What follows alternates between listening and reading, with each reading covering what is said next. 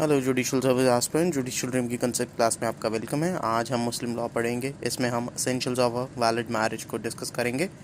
Essentials of valid marriage क्यों important हैं एक मैरिज के लिए, क्योंकि जब तक ये असेंशियल्स फुलफिल नहीं होते तब तक एक मैरिज जो है वो वॉइड या फिर इरेगुलर ही रहेगी और वो वैलिड मैरिज नहीं बनेगी और उसके वो कॉन्सिक्वेंसेज नहीं हो सकते जो एक वैलिड मैरिज के हो सकते हैं। So therefore to constitute a valid marriage, the marriage is required to have certain essential ingredients. और ये इंग्रेडिएंट्स क्या हैं? जैसे कि हमने देखा, Muslim marriage mostly to a larger extent एक कॉन्ट्रैक्ट है। इसमें कॉन्ट्रैक्ट के इम्प्रिंट्स हैं, तो वैसे ही जैसे कॉन्ट्रैक्ट में proposal, offer, consent, capacity of party is of utmost importance, वैसे ही यहाँ पर मैरिज के केस में भी हमारे पास जो एसेंशियल्स हैं वो हैं proposal and acceptance, consent, sufficient witnesses, capacity, no legal disability. हम एक एक करके इन्हें फर्दर डिस्क्राइब करते हैं। सबसे पहले हम प्रपोजल एंड एक्सेप्टेंस की बात करते हैं। मैरिज, मुस्लिम मैरिज मोस्टली एक सिविल कॉन्ट्रैक्ट है, हम ऐसा कहते हैं। तो जैसे एक कॉन्ट्रैक्ट में एक पार्टी ऑफर करती है, दूसरी पार्टी एक्सेप्टेंस करती है, ये पिलर है, ये बेसिस है एक कॉन्ट्रैक्ट का, वैसे ही मुस्लिम मैरिज में भी ऐसा ही होता है। यहाँ पर इजब कबूल, यानी कि एक पार्टी इजब ऑफ़र देती है, डिक्लेरेशन करती है, और दूसरी पार्टी उस डिक्लेरेशन को एक्सेप्ट करती है, यानी कि कबूल करती है।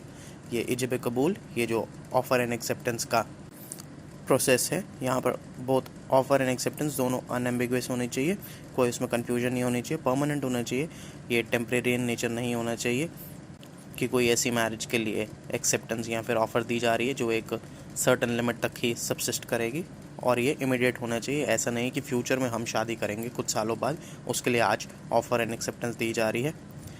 ये सारी जो इजब कबूल है ये एट वन सिटिंग, यानी कि एक ही बैठक में ये पूरी प्रक्रिया पूरी होनी चाहिए, और ऐसा ज़रूरी नहीं है कि कोई रिलीजियस सेरेमनीज इससे एसोसिएटेड है, ना ही कोई परफॉर्मा यहाँ पर लॉ के द्वारा प्रोवाइडेड है जहाँ पर it should be in writing as per that proforma, तो ये ज़रूरी नहीं है कि ये राइटिंग में भी हो।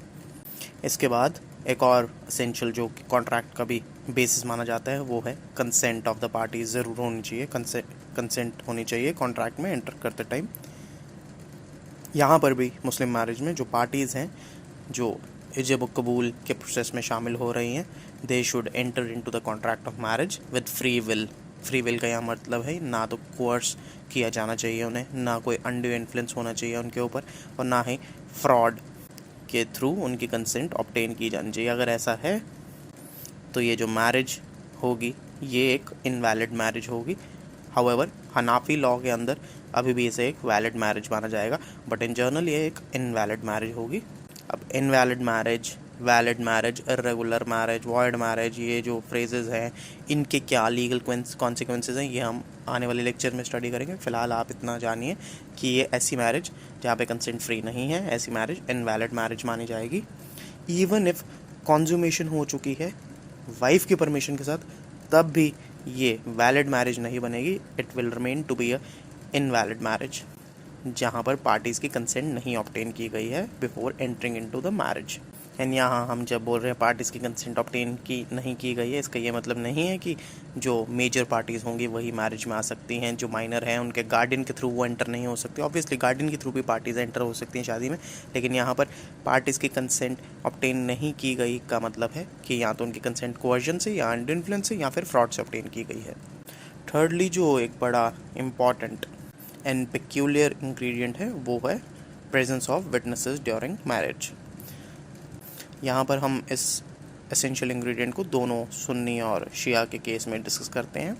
सुन्नी लॉ के केस में अराउंड या तो 2 मेल या फिर 1 मेल और 2 फीमेल विटनेसेस होने चाहिए। जब ये पूरा प्रोसेस ऑफ इजब कबूल हो रहा है ये उनके सामने होना चाहिए, दे शुड विटनेस इट।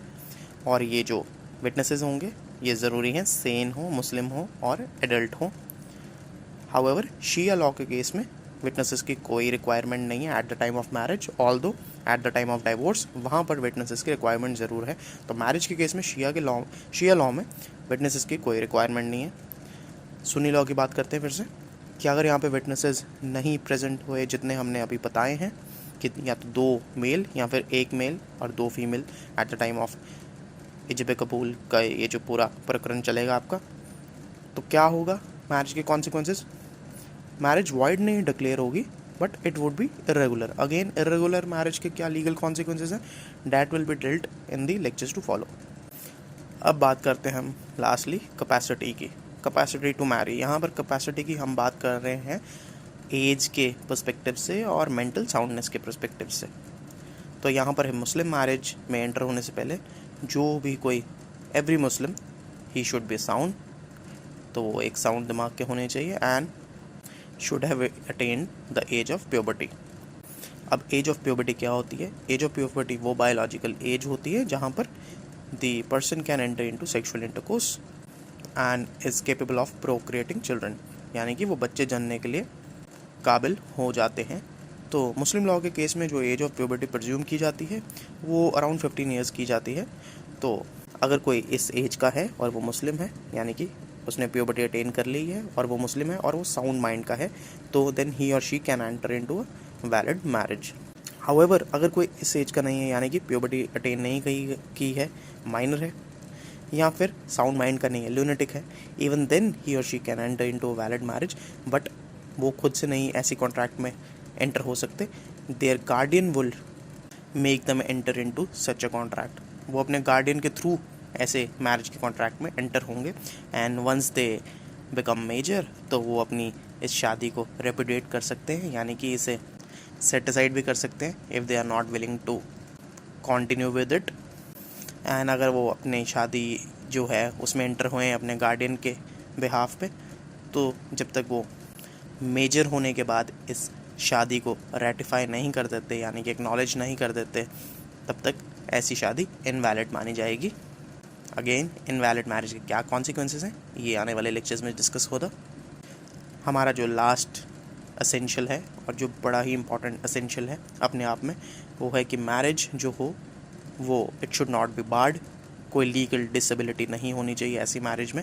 अगर ऐसा है तो ऐसी मैरिज कॉन्स्टिट्यूट की जा सकती है, ऐसी मैरिज में एंटर किया जा सकता है, लेकिन अगर कोई डिसेबिलिटी है तो ऐसी मैरिज में एंटर नहीं किया जा सकता। अब कौन कौन से डिसेबिलिटीज़ हैं, उनके क्या कॉन्सिक्वेंसेस होंगे, वो हम नेक्स्ट लेक्चर में स्टडी करेंगे।